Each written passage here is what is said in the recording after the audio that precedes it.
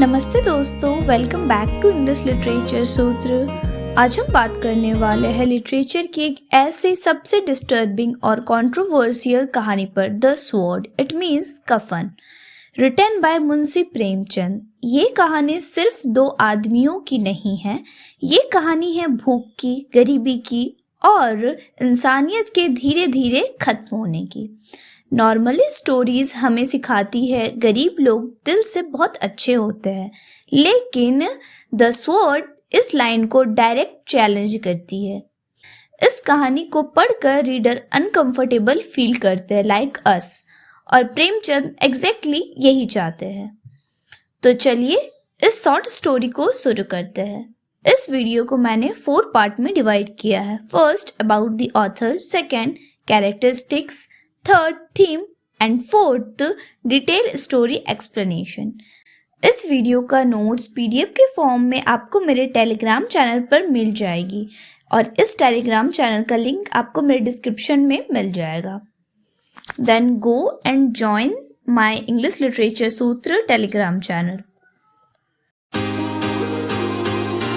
मुंशी प्रेमचंद का असली नाम धनपत राय श्रीवास्तव था। उनका जन्म 31 जुलाई 1880 को वाराणसी के पास लम्ही गांव में हुआ। बचपन में ही मां की डेथ और घर की गरीबी ने उन्हें जल्दी जिम्मेदार बना दिया। इसलिए मुंशी प्रेमचंद पढ़ाई के साथ साथ वो ट्यूशंस भी पढ़ाते थे बच्चों को। बाद में वो स्कूल टीचर और स्कूल इंस्पेक्टर बने।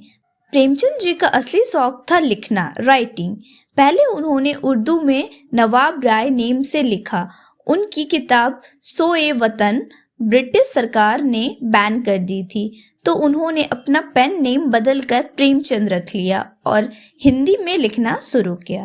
प्रेमचंद ने अपनी कहानियों और उपन्यासों में राजा महाराजा नहीं बल्कि किसान, मजदूर, गरीब और समाज के आम लोगों की जिंदगी दिखाई। इसीलिए उन्हें हिंदी लिटरेचर का रियलिज्म का पायनियर और उपन्यास सम्राट भी कहा जाता है। उनकी प्रसिद्ध रचनाएं हैं गोदान, निर्मला, गबन, ईदगाह और कफन, द स्वॉर्ड। उनका देहांत 8 अक्टूबर 1936 में हुआ, लेकिन आज भी उन्हें भारत का सबसे महान सामाजिक कहानी लेखकों में गिना जाता है। Now we will discuss the main character of this story. Ghisu Madhav के फादर है।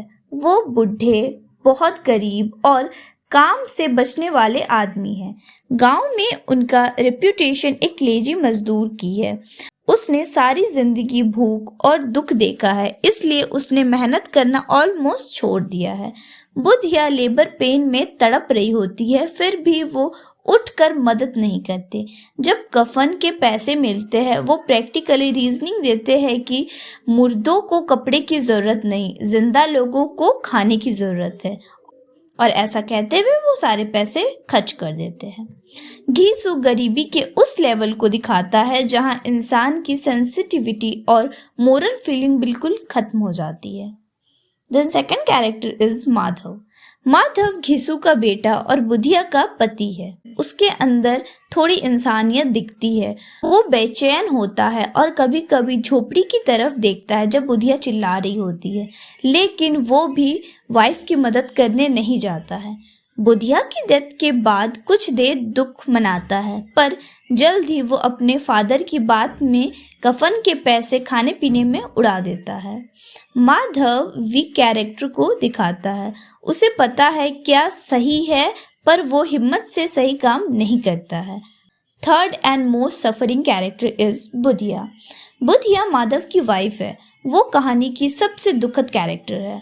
वो घर के काम करती है, बाहर जाके भी काम करती है, और वो डिलीवरी पेन में रात भर अकेले तड़प रही होती है। कोई उसकी हेल्प करने नहीं आता है और आखिर में वो और उसका दोनों ही मर जाते हैं। बुधिया गरीब औरत की सफरिंग, नेग्लेंसी और सामाजिक लापरवाही का प्रतीक है। Then fourth, villagers. गांव वाले बुधिया की डेथ के बाद सिंपैथी दिखाते और कफन के लिए पैसे जमा करते हैं। ये सुपरफिशियल चैरिटी और सोशल हिपोक्रेसी को दिखाता है। यही कैरेक्टर मिलकर द स्वॉर्ड इट मीन्स कफन को एक सिंपल स्टोरी नहीं बल्कि सोशल रियलिटी का पावरफुल क्रिटिसिज्म बना देती है। Now we will discuss theme. First, extreme poverty. ये कहानी बोलती है गरीबी सिर्फ पेट नहीं मारती, इंसान के कैरेक्टर को भी मार देती है। Then second, moral death. Ghisu और माधव बॉर्न एविल नहीं है, गरीबी ने उन्हें इमोशनलेस बना दिया है। Then third, social hypocrisy. गांव वाले सिर्फ पैसे देते हैं, किसी को ये नहीं सोचना रोज काम क्यों नहीं मिलता, बुधिया अकेले क्यों मर रही थी, क्या किसी ने उसकी चीख नहीं सुनी, आस पड़ोसी किसी ने भी नहीं। Then fourth, irony. Title the sword है लेकिन कहानी में द स्वॉर्ड का सबसे कम इम्पोर्टेंस है। सोचो, एक छोटा सा गांव, रात का टाइम है, ठंडी हवा चल रही है, आसमान में तारे टिमटिमा रहे हैं, लेकिन एक छोटे झोपड़ी के बाहर जो सीन है वो बहुत अजीब है। झोपड़ी के बाहर एक छोटी सी आग जल रही है। आग के पास बैठे हैं घिसू और माधव। दोनों के कपड़े फटे हुए हैं, शरीर कमजोर, आंखों में थकान, पर चेहरे पर टेंशन नहीं है। और इसी वक्त झोपड़ी के अंदर से एक औरत की तेज चीखने की आवाज आती है। वो है बुधिया, माधव की पत्नी। वो लेबर पेन में है, बच्चा होने वाला है। हर कुछ मिनट में ही वो दर्द से करहा उठती है, लेकिन घिसू और माधव उठते नहीं हैं, ना ही उसे एक बार देखने के लिए जाते हैं। वो बस आग सेकते रहते हैं। माधव थोड़ा बेचैन होकर बोलता है, लगता है बचना मुश्किल है। घिसू बहुत ही नॉर्मली कहता है, मरना जीना तो लगा ही रहता है। यही रीडर को पहला शॉक मिलता है, यानी हमें। एक पति जिसका बच्चा होने वाला है वो वाइफ को देखने तक नहीं जाता है। नैरेटर हमें बताते हैं घिसू और माधव गांव के सबसे बदनाम कामचोर आदमी हैं। वो वीक में सिर्फ 3 दिन काम करते हैं और 4 दिन आराम। कोई उन्हें मजदूरी पे रखना नहीं चाहता है और कोई उन्हें मजदूरी पे रखता है जब उन्हें मजदूर नहीं मिलते हैं मजबूरी में। क्यों? क्योंकि ये काम से भाग जाते हैं। उन्हें भूख लगती है तो काम नहीं करते, काम मिलता है तो भी नहीं करते। उनका जीवन एक ही प्रिंसिपल पे चल रहा है, आज कुछ मिल गया तो खाएंगे वरना भूखे सो जाएंगे या फिर किसी के खेत से चुरा कर कुछ खा लेंगे। उस रात उन्होंने कहीं से आलू चुरा लाया था। वो आग में आलू सेकते हैं। अंदर बुधिया तड़प रही है, बाहर दोनों आलू खा रहे हैं। आलू इतना गर्म है कि मुंह जल जा रहा है, फिर भी वो जल्दी जल्दी खाते हैं क्योंकि उन्हें डर होता है कि कहीं वो एक दूसरे का आलू ही ना खा जाए या कोई और आके छीन ना ले। प्रेमचंद यहाँ एक पावरफुल कॉन्ट्रास्ट दिखाते हैं। एक औरत जिंदगी देने के लिए मर रही है और 2 आदमी अपना पेट भरने के लिए मर रहे हैं। रात भर चीखें सुनाई देती हैं, ना दाई बुलाई जाती है ना पड़ोसी आते हैं। सुबह माधव डर डर कर झोपड़ी के अंदर जाता है, थोड़ी देर बाद बाहर आता है। बुधिया मर चुकी होती है, ना बच्चा बचता है ना माँ, दोनों ही जा चुके होते हैं। और सबसे शॉकिंग बात, माधव जमीन पर गिरकर रोता है। वो बस चुप हो जाता है। घिसू भी कुछ खास रिएक्शन नहीं देता। यहाँ प्रेमचंद बताते हैं गरीबी ने इमोशन को बिल्कुल ही खत्म कर दिया है। खबर गांव में फैलती है, लोग आते हैं। अब घिसू और माधव रोना शुरू करते हैं, पर अब ये असली नहीं, बस एक्टिंग करते हैं लोगों को दिखाने के लिए। गांव के लोगों को उन पर तरस आती है। सब सोचते हैं बेचारे बहुत गरीब है।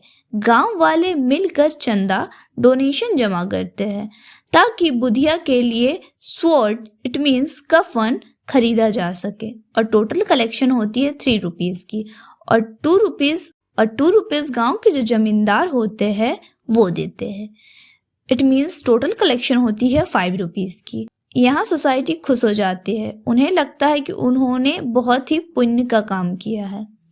घिसू और माधव के हाथ में अचानक काफी पैसे आ जाते हैं।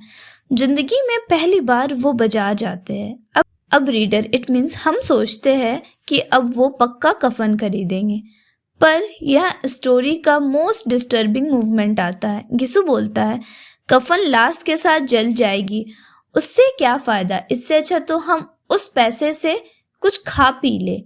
माधव सोचता है और एग्री कर लेता है। वो डिसाइड करते हैं कफन की जगह खाना खाएंगे। वो एक ढाबे में जाते हैं, पूड़ी सब्जी मिठाई और फिर शराब वो पेट भर के खाते हैं और साथ ही शराब भी पेट भर कर पीते हैं।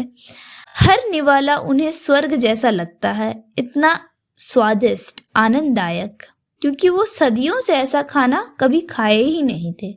माधव बोलता है बेचारी बहुत दुख झेली, आज तो उसकी आत्मा खुश हो गई होगी क्योंकि वो मर जो चुकी है। ये लाइन प्रेमचंद की डार्क आयरनी है। वो अपनी सेल्फिशनेस को बीजीएस लॉजिक से जस्टिफाई कर देता है। अब रात हो गई है, दोनों नशे में हैं। वो गाने लगते हैं। वो इतना खाना ऑर्डर कर लेते हैं कि खाना बच जाता है, तो बाहर बैठे एक गरीब को दान दे देते हैं, ये सोचकर कि ये दान का फल बुधिया को मिलेगा। अब रात हो गई है, दोनों नशे में हैं।